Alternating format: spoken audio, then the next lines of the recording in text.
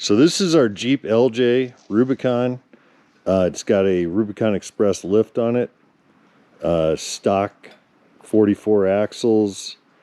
Aside from the lift, it's pretty much stock. I was working on a video, and my intention was to do the whole Super Duty axle buildup and then put it all together and show it as one video. But as long as it's taken me to do that, I think I'll just show you where I'm at so far and then update as I make some more progress. So this guy actually rolled at Moab. I think it was Potato Salad Hill. Both my Jeeps are salvage title vehicles. Doesn't make a whole lot of sense to buy a brand new Jeep and then go out and tear it up on the rocks. So these are the axles, the Super Duty axles. I think they're like 08 or something like that. I've started cutting the axle brackets off of the front axle. I haven't done anything with the rear yet, and I'll show you some of the video I've taken so far. That's some of the first stuff I did for this YouTube channel, so it's pretty crappy video, and I apologize for the audio, but we'll do what we can. This here is a Golan Engine Supply 4.6 stroker. This is going to replace the stock 4.0 in the LJ. Supposedly it's got 275 horsepower. I had this in the yellow TJ for a while, and then I did an LS swap just because I like that V8 power.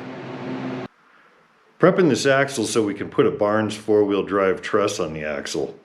I'm going to have to cut the rest of these brackets off, which is kind of going to be a hassle, and then we'll prep it and get ready to weld it on.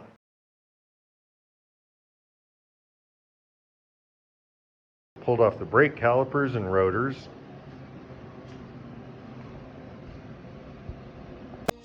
Remove the hubs.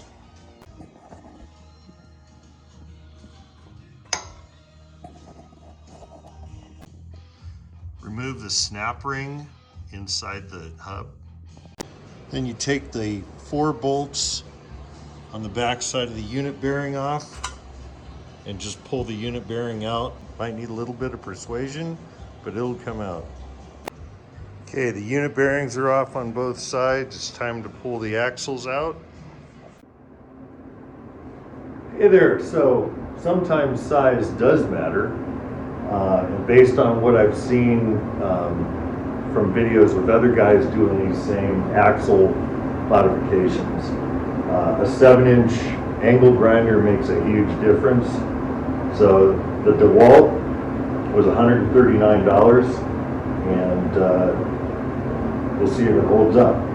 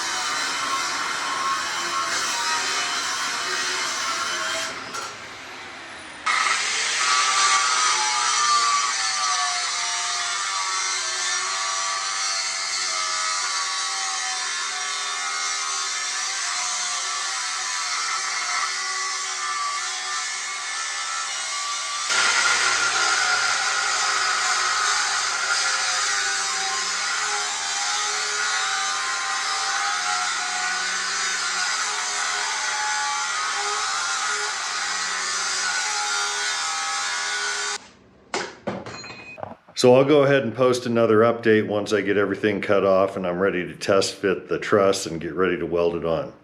Hope you guys enjoy the video.